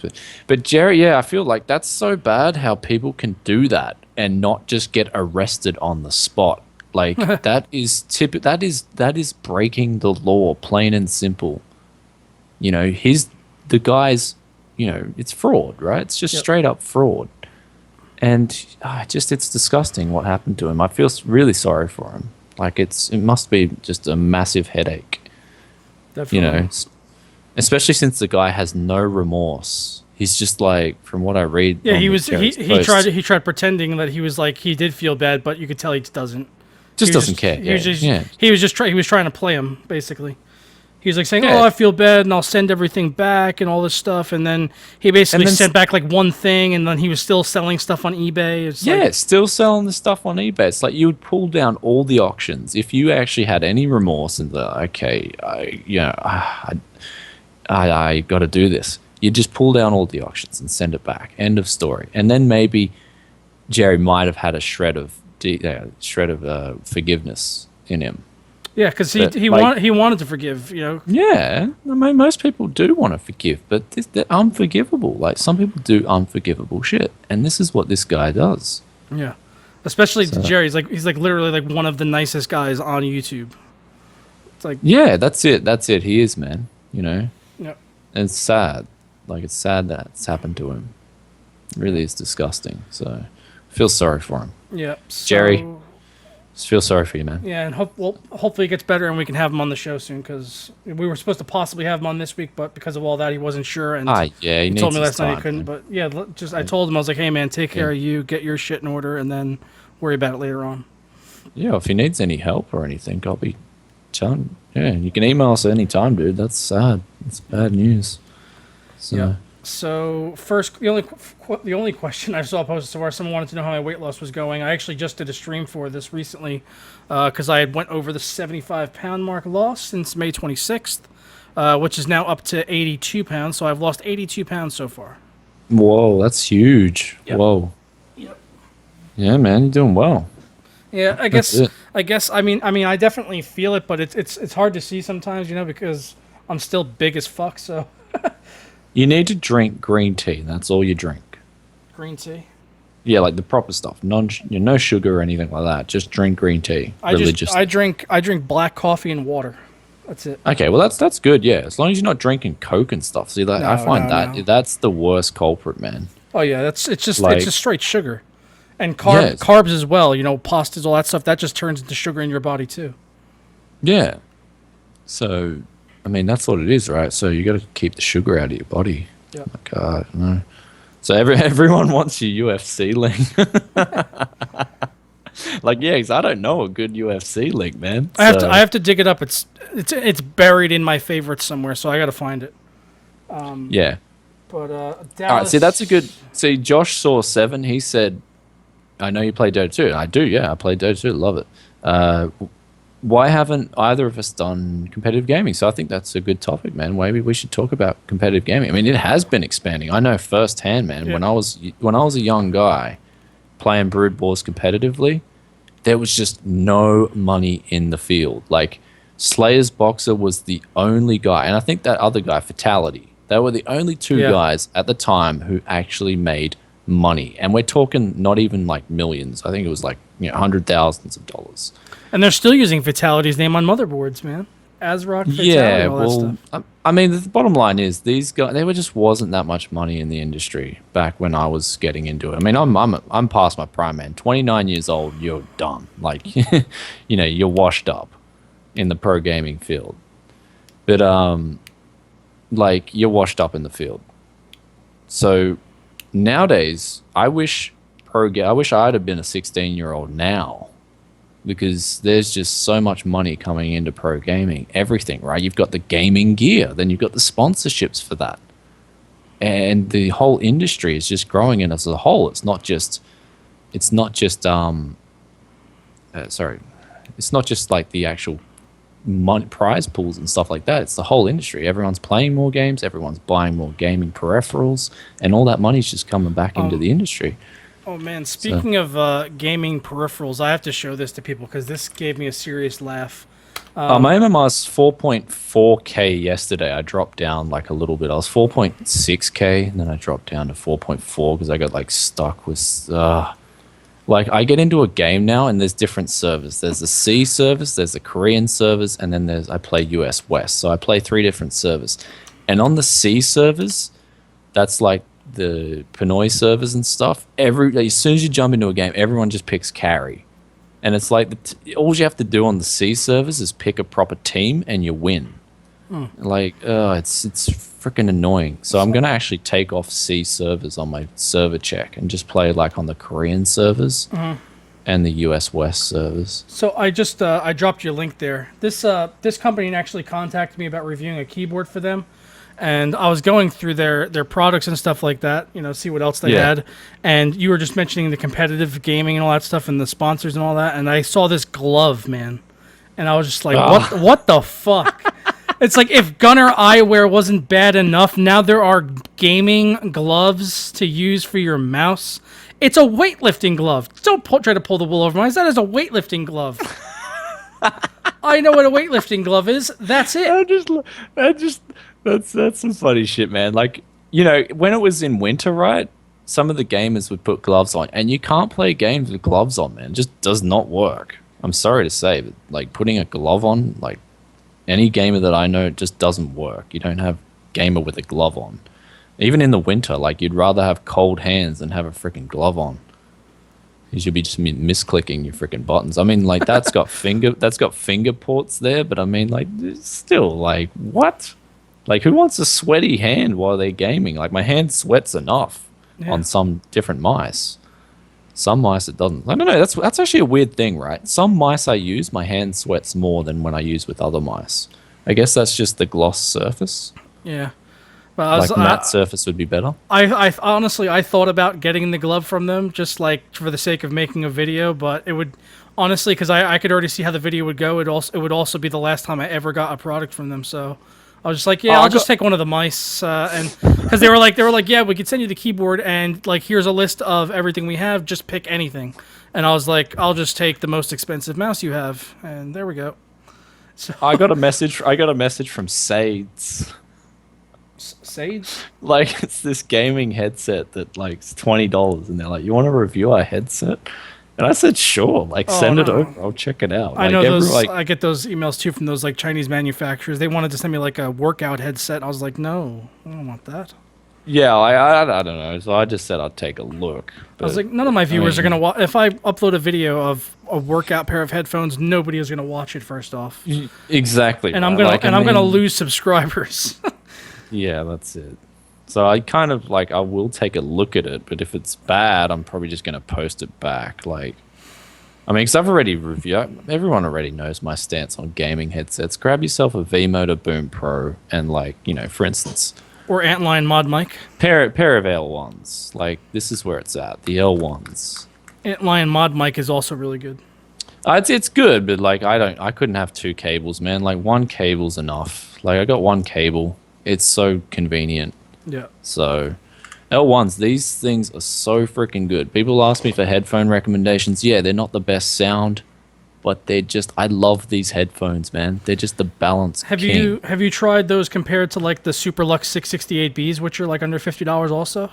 I've got Taxstars here. They're like similar kind of thing, right? $40 like yeah.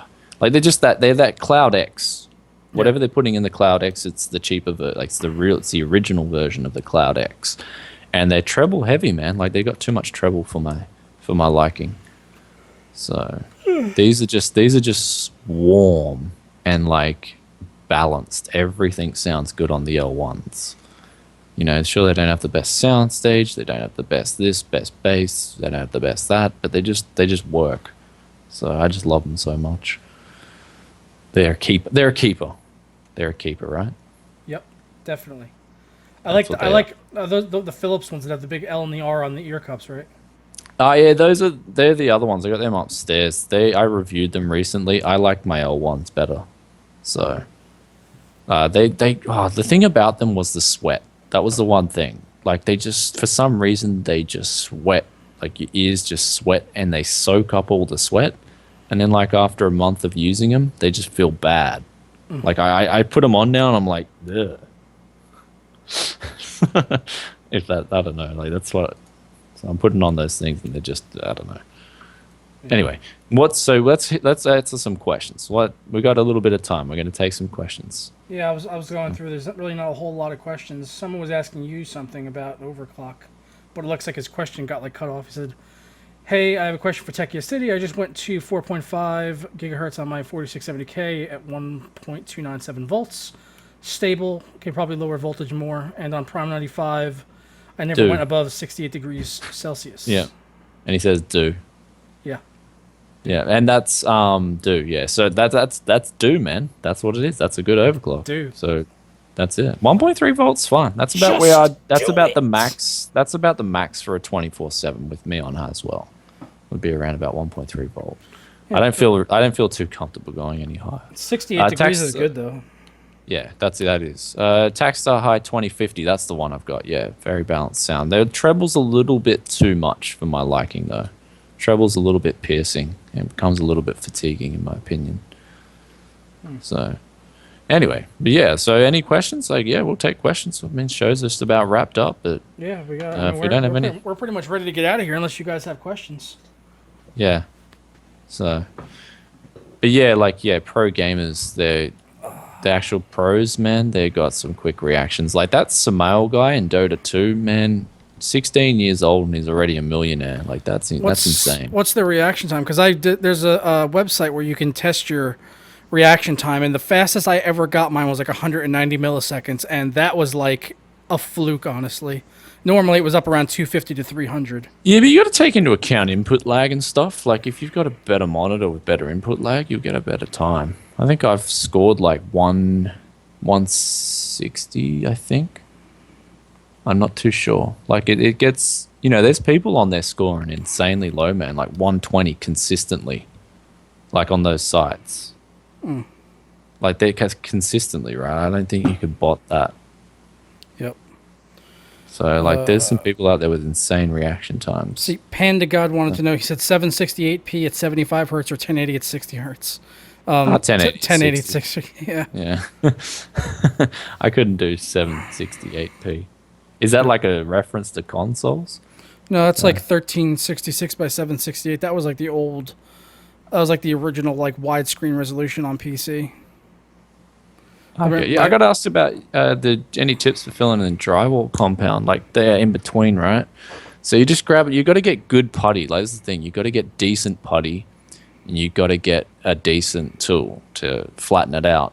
If you don't have decent tool and decent materials, you're just going to get a shit finish. So just keep that in mind. Like, we actually got 2 different types of putty from the hardware store, and one was just terrible to work with, like really freaking bad. It was like sand. It was like you're freaking scraping sand down. So we immediately got rid of that and used the other putty, which was semi-decent. Like, it was decent, right?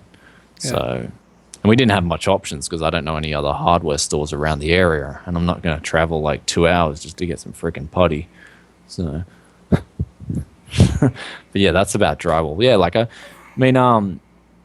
like I just recommend a lot of people, if they're making a gaming setup, do an actual backdrop as well. I mean, it is expensive though. Like, the desks and all the walls and the carpet cost probably everything all up. Probably costs like $400. Yeah.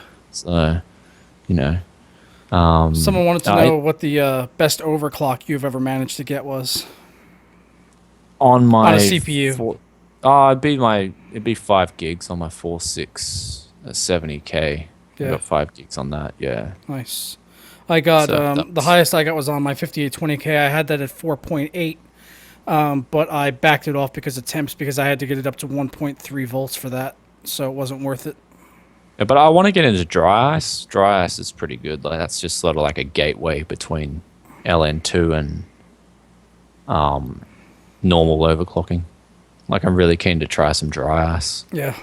So, monitor in the background's an Acer 4K too. So, yeah. Acer, not Asus. Acer 4K G-Sync, and it's really freaking good. My review will be coming out in a little while for it, but basically low input lag, sharp response times, decent colors for TN, bang, and G-Sync and 4K, right? So, it's actually a good monitor. It's good to go. It's probably one of the best 4K choices if you want a gaming monitor, an actual gaming monitor. Yeah, that's right. If you're playing games even like me, I play Dota, I try to be competitive, right? This is good for that. It's good for being competitive.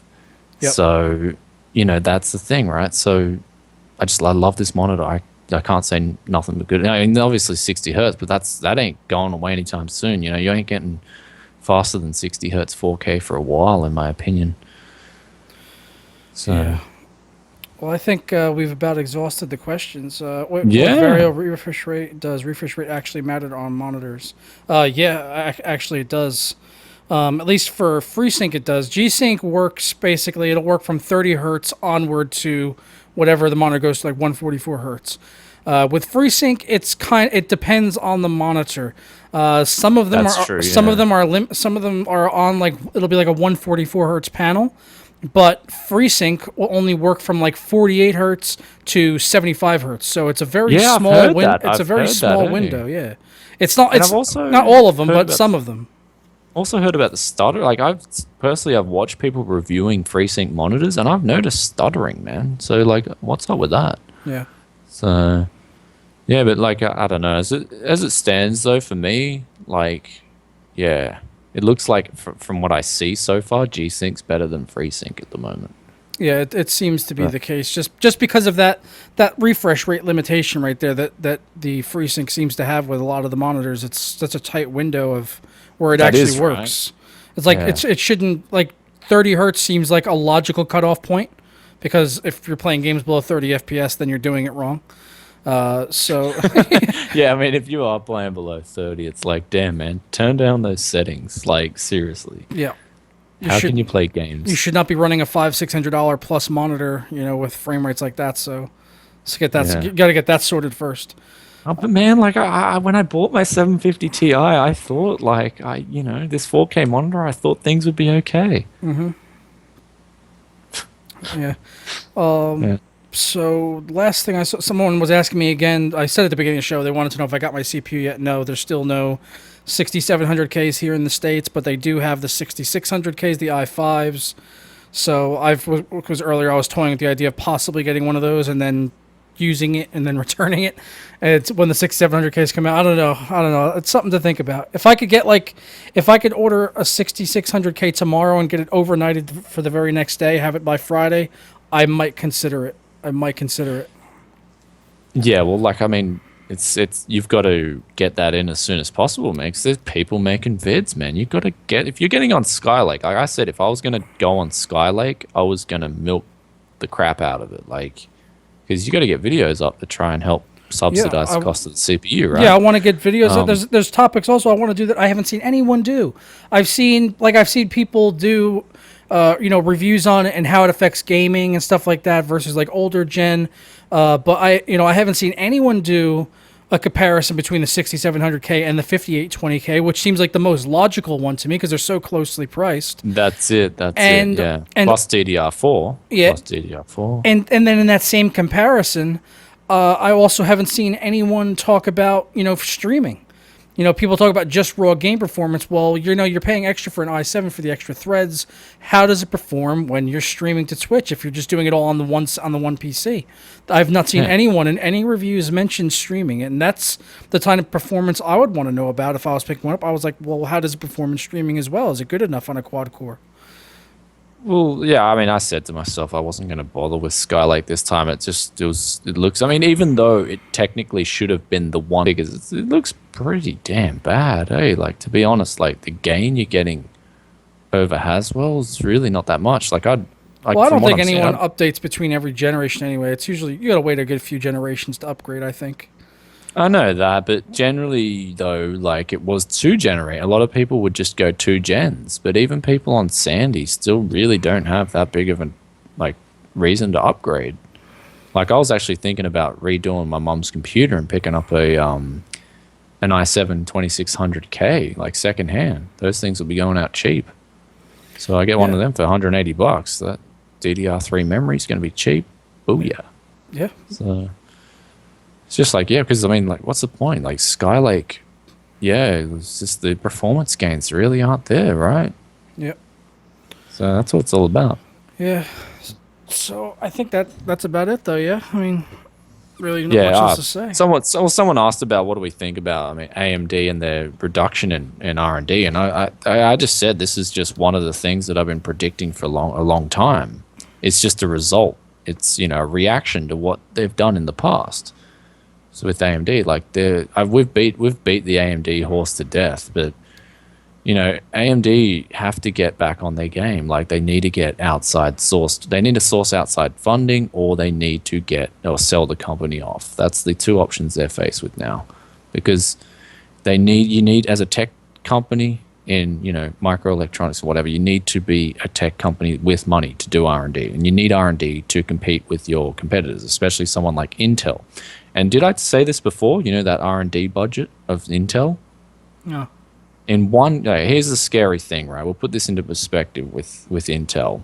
In 1 quarter, they spend more money on mergers and R&D than AMD makes in revenue for the whole freaking year.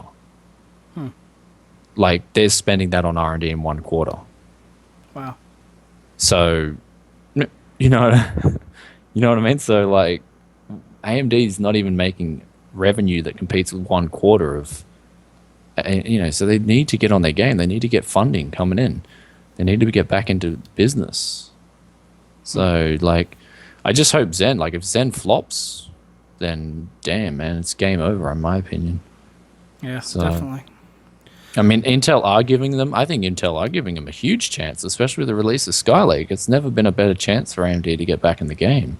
Yeah, and I hope Intel's just kind of like just trickling along, just like they just keep on shrinking the die and getting more efficient, but performance gains really aren't that much. I mean, the last time we saw a big, gigantic gain was going from 1st gen to 2nd gen to Sandy Bridge. That was like, that was huge. And someone said in the comments they learned not to do that. No, like, Sandy Bridge was Sandy Bridge was a really successful platform. Maybe too successful. Well, I would be on Skylake. I would be buying a Skylake chip if we got those kinds of gains. Yeah, I mean, we're basically just seeing more energy efficient versions of Sandy Bridge, more or less.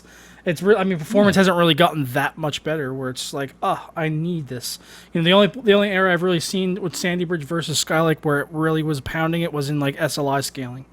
So that would be important to some people. So that's good, but otherwise, just for standard, just for a gaming rig, if you're already running like an i5 2500K, which is like one of the most popular CPUs of all time, there's really not much reason to upgrade if you're just Or they should make the freaking Xeon overclockable edition. See, that's like, I don't want to pay money for an iGPU. Like, I feel like I'm being cheated out of my money. I don't know. This is another thing, right? If I buy, see, with a 5820K, you're just getting CPU for your money. Yep. But when you go out and buy a Skylake CPU, you're kind of like, oh, okay, I got this iGPU that I'm really not going to use. Yeah. So that's why I really liked the 1231 Xeon, the V3. You could overclock that to 3.8 gigahertz on the right motherboard with the right BIOS, and that was awesome. But with Skylake, I mean, where are our Xeon variants? And if so, I'd love to see Intel release a Xeon that's overclockable, even if it's on the deload. Even if it's on the deload, so just the tech community knows about it. Yeah, I'd love that cheaper option where I'm not paying for an iGPU, but I'm still getting that kicker, like good performance. So that's another reason why I kind of am not upgrading to Skylake, because my money's better spent on a 5820K or another platform where I'm just paying for CPU, not an iGPU, not a freaking iGPU that I'm just not going to use hardly ever. Yep. So maybe if I'm changing out graphics cards and like I need to just go on the net or something. So okay, well I've got to get going here, so gonna have to wrap up the show, guys. But yeah, it was a good one, man. So, yeah, that's a good. Yeah. Enjoy have a safe flight and all that, Yeah, I will, and I'll try. The beats aren't that bad. Like I didn't cop much hate. I was surprised. I thought I would have copped a lot more hate for having the beats. Yeah. But the thing is, they're just serving a purpose. That's all. At the moment, I would be using these bad boys, but unfortunately, they leak, and it'll just reverb through the stream. So that's the unfortunate thing. And I'll be back in Oz. We'll be doing the stream next week, same time. Like this time actually works really well. Was I tired? Like I was pretty good this week. Yeah, you were more alert. I think it's probably a little bit too late for like some of our European audience, but yeah. Okay, so we can pull back an hour back. That'd be okay. Yeah, that's fine. Okay, make a balance. And man. So that's it. Like we're good to go. So yeah, awesome, man. So. Thanks a lot for watching, guys. And next week I will be in Australia doing this for you guys in Australia, mate. And Joker will be in his same spot. Hopefully he'll have the Skylake CPU by then, and we can actually like talk about some preliminary stuff. That'd be nice. That'd be great. Yeah, so he can give you guys a bit of a prelude to how it is. Definitely. That's why I love giving you guys the live streams too, because I tell you all the information about my upcoming videos that. It's kind of like leaking out the info. That's why you just need to have a vlog series. But all right, I got to get going though. So I'll catch you guys next week. Not the same time, but the same place. Well, same place for me anyway. And we'll catch you guys next time. Ta-ra. All right, see you guys. Bye.